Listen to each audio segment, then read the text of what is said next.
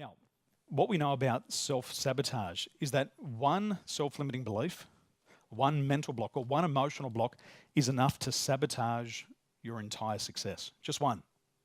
Just one. So what happened to me was I was living in Dubai and I was cabin crew and I was pushing that cart through the aircraft serving chicken and beef. That was my job.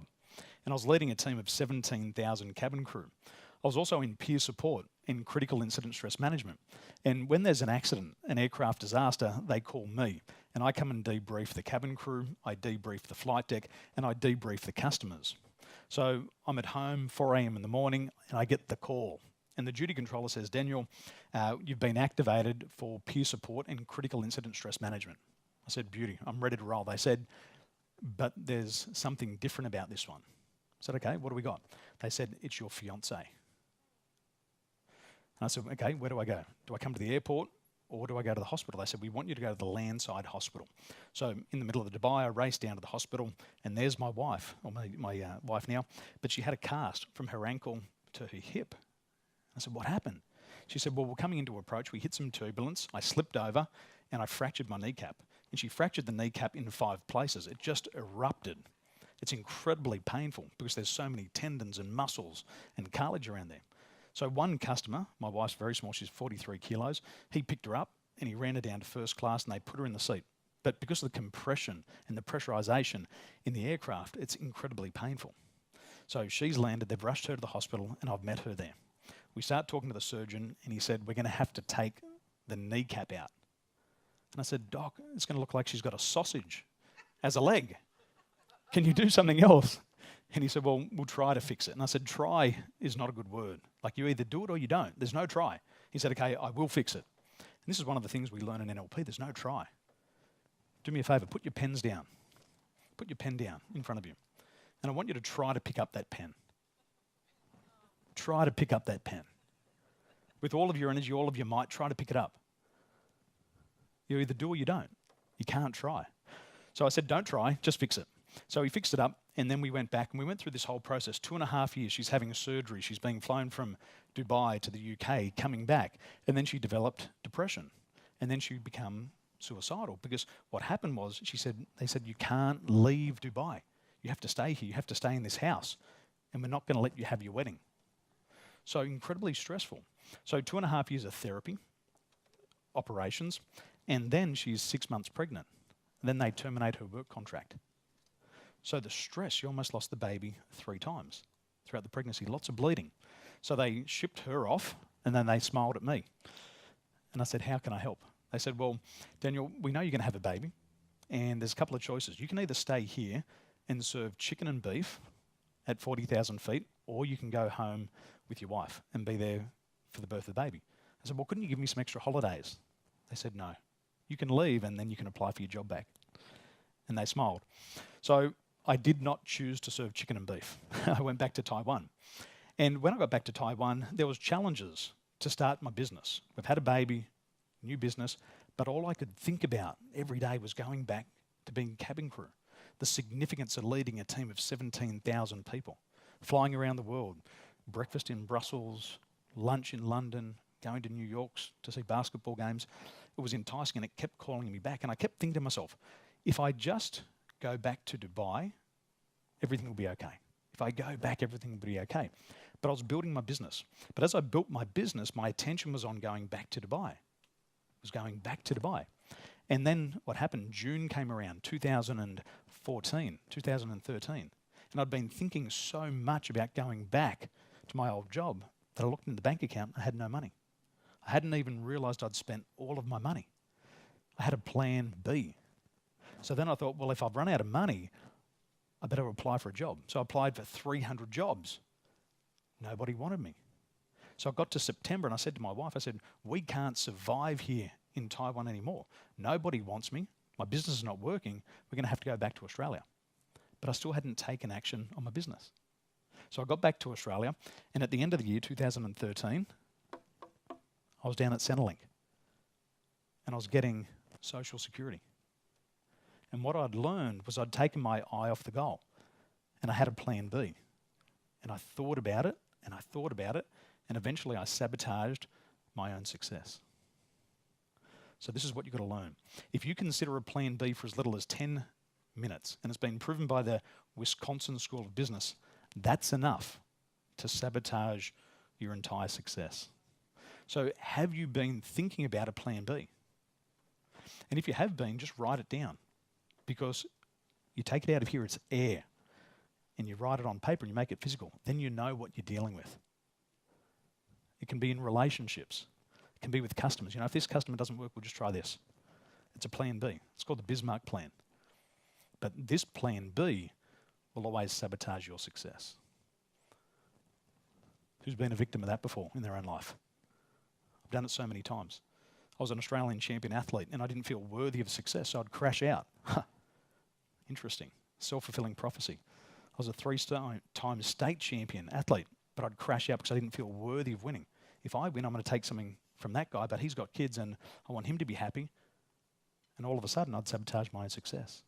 So we've got to be able to neutralise these self-sabotaging behaviours. Now, according to Inc. magazine, 43% of business people have fear. 43% of people have fear. We have fear of hearing the word no. The fear of the word hearing the word no triggers off the fear of rejection. That's why it's so powerful. And this is why business people in sales, 80% of sales aren't closed because they fear hearing this word no, and they go into self-sabotaging behaviours.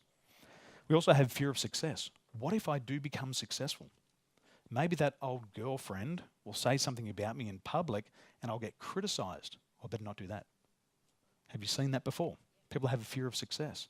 If I get all this money, be careful. Don't make too much money. Don't let people know you're succeeding because they'll want to ask things from you. Have your parents said that before? Don't flash your cash. That'll cause problems. Don't tell your brother how much you're earning. He'll get jealous. So we start to fear success. We also fear abandonment. And it happens a lot with partners. It was like Kate, who I showed you before. Her husband was so scared that she was going to get successful and she could choose someone better. So he sabotaged. We also have the fear of the unknown. What if I do get that $10 million business? What if I do build it to $20 million? Then what? And people start to fear the unknown. A client of mine in Melbourne recently said to me, Daniel, we fear losing traction. It's the fear of the unknown. We've worked so hard. We've worked these 60-hour, 70-hour, 80-hour weeks for 4 and 5 years, and we're scared to stop because we don't know what's going to happen if we stop. And this is all to do with emotional intelligence. We also fear criticism. What's the number one fear on the planet? Public speaking. Yeah. Because people are so worried that somebody's going to criticise them, so they don't do it. Nathan, the real estate agent I showed you before, in his self-concept, he couldn't see himself as somebody who could add value to a client. So he always sabotaged his own success. Then we have the fear of making a mistake. So as Brahm spoke before, we talked about the disc and these high S and high Cs, and they fear making a mistake. But we all know, because we've all been children, that we fall over. You bump your head, you get a bleeding nose, you get back up, you scratch your skin, you cut it open, but you keep getting up and you're all walking. But in business we go, oh, the rules are different. We can't fail. We can't make mistakes. So we get frozen. And the two big ones are the fear of rejection and the fear of failure. So if you have ever felt that, you're normal. There's nothing wrong with you. It's okay. The only thing that's not okay is to do nothing about it. That's where most people get caught up, don't they? Yep. It's normal. But we've grown up in this society. We come from the British. Have a stiff upper lip. Don't cry. Big boys don't cry. Big girls don't cry. So it's a cultural thing. So we've got to learn to overcome these. Now, the biggest one, above all of that, is guilt. And the biggest thing that I've discovered in the past decade is that most business people have guilt for something they didn't do but want to do. And this happens in life and in business when you set a goal and you fail to achieve it. So if you set a goal to increase your sales and you don't achieve it, you feel guilt. And this is emotional intelligence. It's that ability to understand that's guilt that I'm feeling. It's a heavy emotion. People who have the emotion of guilt, they can't pick their body weight. Did you know that? You put them on it just before they hop on the scale, you say, how much do you weigh? They have no idea. And there's this variation. They could be 5 or 10 kilos heavier or lighter because they don't understand themselves, because that guilt is weighing them down. So if you've got guilt in your life, if you've set goals in business and you haven't achieved them, and this has happened for a lifetime, you'll carry a lot of guilt, but you won't even be aware of it. How does a fish know what water is? It doesn't. But how does it know what water is? How does it find out what water is? Yeah, it's got to get out of the water. It's got to jump out of the little fishbowl and flip-flop around on the table. And then it knows what water's not. But it still doesn't know what water is. And it's not till you put that fish back in the water and it goes, that's water. Maybe the same thing's happened to you with oxygen. What's oxygen? Have you thought about it all day? Or have you just taken it for granted? You don't think about oxygen until you go down to the beach and this massive wave just picks up and crashes on top of you and it starts to tumble you along the bottom of the beach. The sand's going in your eyes and your mouth. And all of a sudden you're gasping for air and your lungs start to burn and you're trying to find the bottom and push up out of the salt water. And then you get a gasp of air. Then you know what oxygen is. So most of us, because we've lived inside these emotions, we don't know what they are anymore. It's like the fish in the water. It has no idea what water is anymore. So we've got to pull you out, understand what it's not, and then we'll put you back in. You go, wow, that feels good to do that with no fear. So this is how guilt manifests in your life. First of all, we have feelings of inferiority. We feel inferior. I could never do that. But he's all the way over there. But he come from that side of the tracks. She grew up in that family, but she married that guy. So we feel inferior. And then we start to tell ourselves bullshit stories of why we can't have what we want. And if we keep saying that, we become what we think about most of the time. And we don't even realise what's happening in reality. And this is what happened to Sue Ford. Sue, when I met Sue just a couple of years ago, she had been in the fire brigade. She'd run into burning buildings and save people's lives for £14 an hour. What a job, putting her life at risk. She loved it, but then she got PTSD. She suddenly lost her family in a very short space of time. She didn't have any coping mechanisms to deal with this. The only thing she knew to calm her nerves was to grab a bottle. So what she did, for years on end, she grabbed a bottle of Prosecco and she'd drink a bottle of Prosecco every single night to manage her emotions. She would set goals, but because she didn't have the energy to pursue those goals, she'd drink the Prosecco. And there was always an excuse. And it was something called excusitis. Have you heard of that before? Does anybody here make excuses? Okay, excellent. Sorry, your name, sir? What was it? Julian. Okay, what's your favourite excuse? Not disciplined. Okay, open your mouth. Say ah. Okay, that's excusitis. It's an inflammation of the excuse-making gland. Your kids will like that one. So Sue, she had all these wonderful excuses. And she didn't have the emotional intelligence to deal with this. So she's drinking a bottle of Prosecco every night. That's one a night. That's 365 bottles a year. What's happening to the body?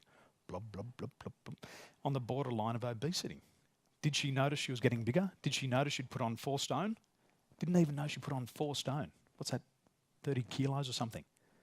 Didn't even know, because the self-awareness, the self-regulation. But look at the motivation. The motivation comes in at 5. So it was at, 3. Her motivation comes in at 3 on a scale of 10. So she didn't have the drive. She didn't have the fuel in the tank. And this is what you've got to be thinking about. How much drive do I have? How much energy do I have to pursue these goals with energy and persistence? So Sue, what she learned was she learned how to neutralise self-sabotaging behaviours. And it's very simple. And I want you to take your pens out and I want you to draw this. There's only 3 things that you need to do today to stop your self-sabotaging behaviours. First of all, we use the law of substitution to neutralise the negative thought patterns that trigger the emotions of fear and guilt. So your conscious mind can only hold one thought at a time. So as you're making excuses, you become what you think about most of the time. But if you have a clear set goal, you've got something else to focus on. So you've got to constantly choose your focus. And you've got to constantly substitute a negative thought for a positive thought. And if you hold that positive thought in your mind, it will immediately neutralize the self-sabotaging behavior. Step 2, you then have to develop clear set goals with strategies and plans for their attainment. We're going to touch on that very shortly as well. And then thirdly, you've got to have daily actions to stay focused on your task. Now, the law of substitution is being used with more than 5 million business people around the world. And if that self-sabotaging behavior comes up, you've got to have the emotional intelligence to identify what it is. You've got to take that thought and then you have to substitute it. You've got to substitute it for that goal, that thing that you want, that thing that is so compelling that you're willing to get up at 5 a.m. in the morning, that you're willing to go to bed at 11 o'clock at night until you get what you want. And that's what Sue did. And as a result of neutralising those self-sabotaging behaviours, Sue is now sober for 365 days. Today. Isn't that great? Give her a clap. I'll see her on Wednesday. She's lost 25 kilos in this time, but because we're talking about sales and income, she's also increased her income by 500% inside of 180 days because she's more emotionally intelligent. She went from $25 an hour to $145 per consulting hour. Do you want some of that? No one? Do you want some of that? Of course. You don't have to go looking for it. It's in here. You just got to learn to neutralize and substitute those thoughts. If you say you can do it, you'll feel like you can do it. If you say I can't do that, you'll never do that. You've got a very simple mind. If you tell it to do something, it'll follow the instructions. But if you let it decide for itself, it will take control of your life. And then it only takes 10 minutes. Remember that, 10 minutes for plan B to kick in. And that's enough to sabotage. But Sue, there she is. Inside of 180 days, she increased her self-awareness by 48%. She increased her self-regulation by 70%, and the motivation went up by 166%. That's a massive gain, isn't it? Huge. And these are all the things that you can do today. Now, when you neutralize your fears, you automatically stop self-sabotaging behaviors. So just imagine being free of that fear and guilt that's been holding you back. What would happen to your results? Would you make more calls? Would you stop giving away your money and start to negotiate and give concessions? Would you put your prices up? How many people lower their prices? It all comes back to self-worth and self-esteem, which is all part of emotional intelligence. And these are the changes that will happen. You'll stand true and come from the heart like Bram mentioned before. And you'll make more money.